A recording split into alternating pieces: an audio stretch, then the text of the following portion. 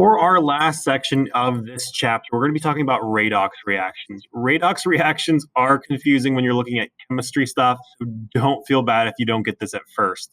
Redox reactions, redox stands for reduction oxidation reactions. And this, again, can get really complicated when you're looking at a chemical standpoint.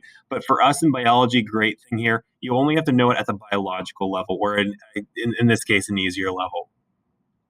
What redox reactions do is they look at how electrons are going to be passed from different molecules. And this diagram does a great job of showing you what a redox reaction is.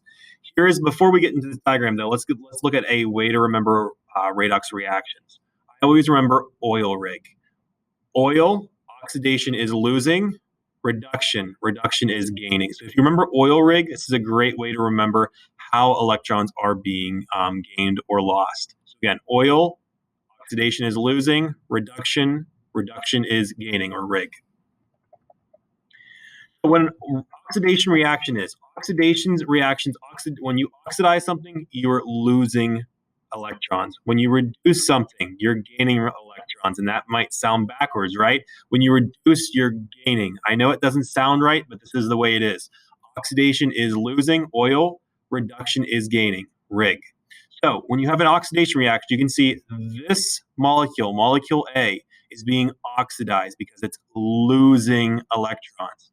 This molecule is being reduced because it's gaining electrons.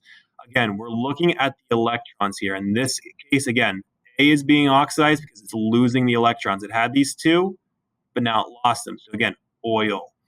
This molecule B, is being reduced because it's gaining electrons. This is the rig, oil rig. Here is a big hint, two big hints here. Within an oxidation reduction reaction or a redox reaction, if something's being oxidized, something else has to be reduced, which means, again, if something loses electrons, those electrons have to go somewhere. So the opposite molecule or the other molecule involved is going to be reduced. Big hint here. Make sure you guys look for hydrogen ions when looking at oxidation reduction reactions. Usually in biology, we see these electrons tagging along with hydrogen. So wherever you see the hydrogens go, that's probably where the electrons are going to go. It's not a hard and fast rule, but it's a pretty good rule in biology. We're going to be looking at a couple different types of molecules in cellular respiration and photosynthesis. Two of them that, again, are very similar are NADP and NAD in cellular respiration. In both of these reactions, whenever you gain electrons, oil rig, you're reducing it. Whenever you lose electrons or when you're going to donate them, that's a oxidation reaction.